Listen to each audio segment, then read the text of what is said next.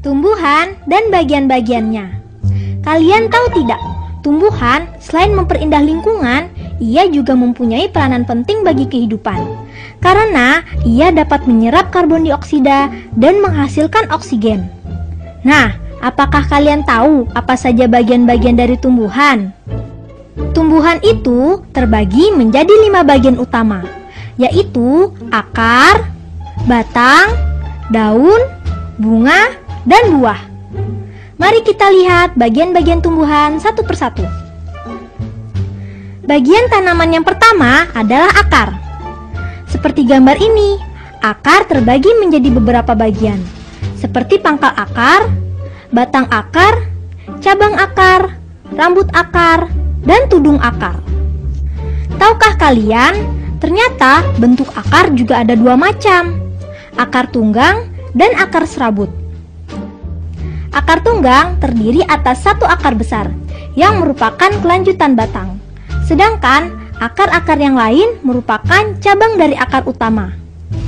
Contoh tanaman berakar tunggang adalah wortel dan ubi.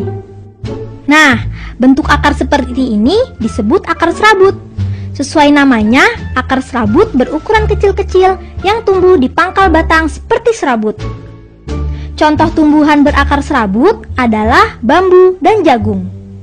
Seperti yang bisa kamu lihat, pada akar serabut, akar-akar serabut membentuk kumpulan serabut-serabut tipis yang berguna untuk menunjang berdirinya tumbuhan. Tanpa akar, tanaman tidak bisa berdiri. Bentuk akar yang meruncing itu berguna untuk menembus tanah, sehingga akar dapat menyerap air dan mineral dari dalam tanah. Sedangkan pada tanaman akar tunggang, biasanya akar berguna untuk menyimpan cadangan makanan.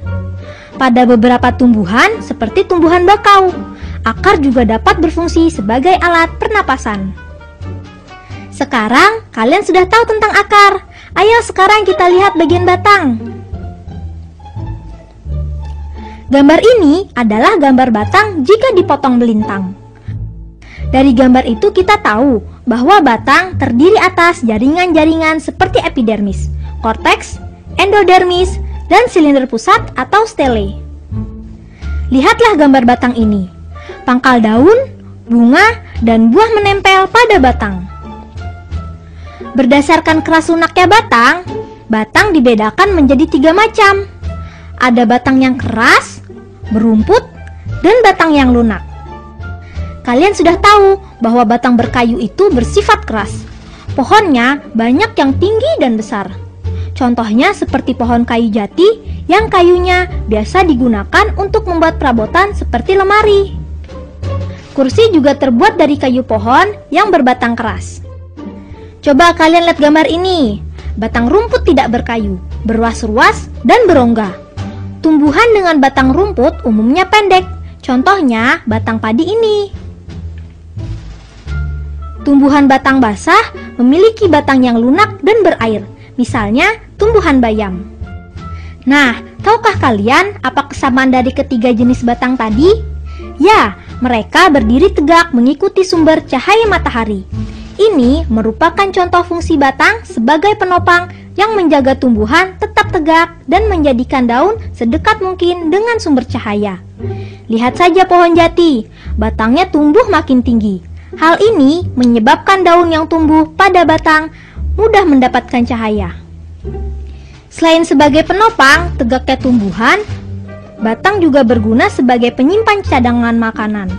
Contohnya batang tebu. Batang yang tinggi itu ternyata menyimpan cadangan makanan loh. Batang juga berfungsi sebagai alat perkembangbiakan. Hampir semua pertumbuhan, baik secara alami maupun buatan, menggunakan batang. Seperti pada kentang ini. Batang yang tumbuh di dalam tanah dan ujungnya menggembung menjadi ubi. Umbi batang tersebut sebenarnya merupakan cadangan makanan bagi tumbuhan itu. Pada permukaan ubi batang, tumbuhan sisik dan kuncup membentuk mata tunas.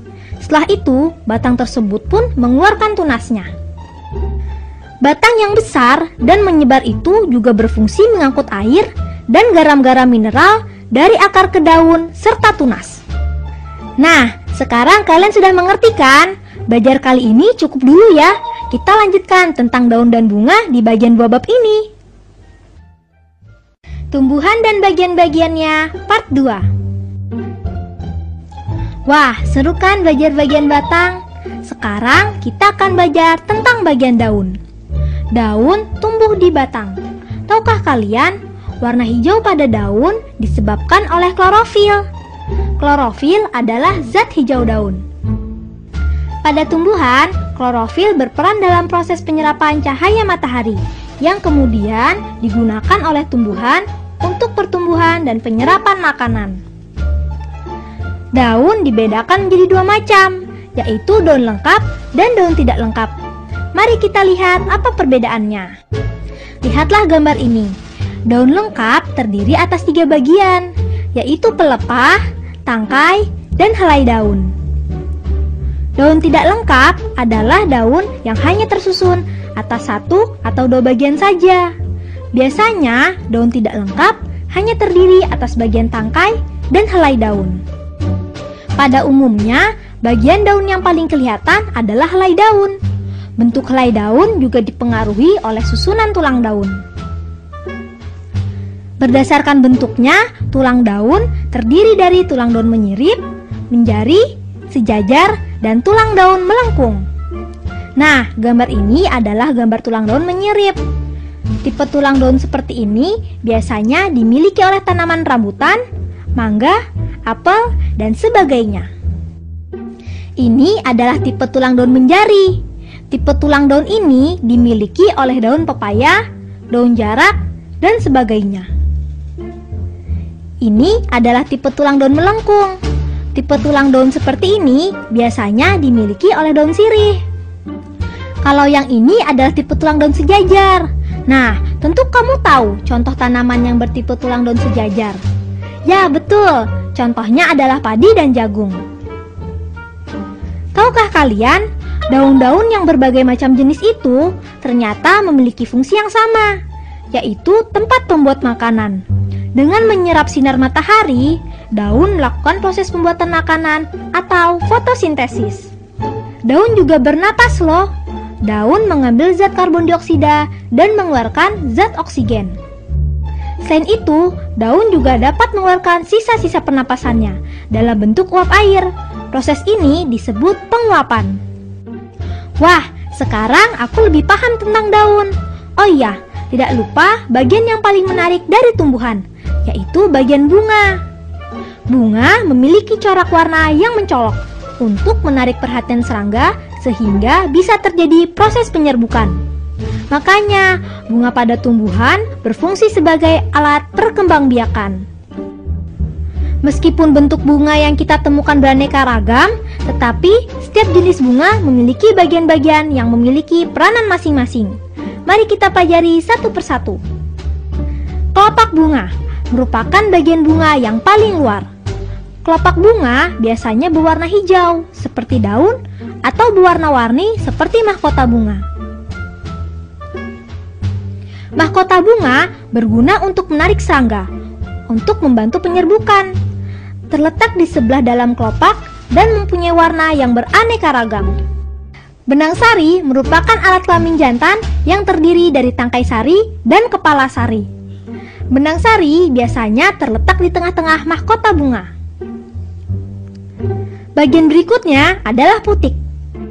Putik yang merupakan alat kelamin betina, pada dasarnya putik memiliki bagian yang akan menjadi buah dan biji. Sekarang kalian sudah tahu tentang bagian-bagian bunga. Nah, berdasarkan jenisnya, bunga juga dapat dikelompokkan menjadi 2, yaitu bunga lengkap dan bunga tidak lengkap. Perhatikan gambar ini.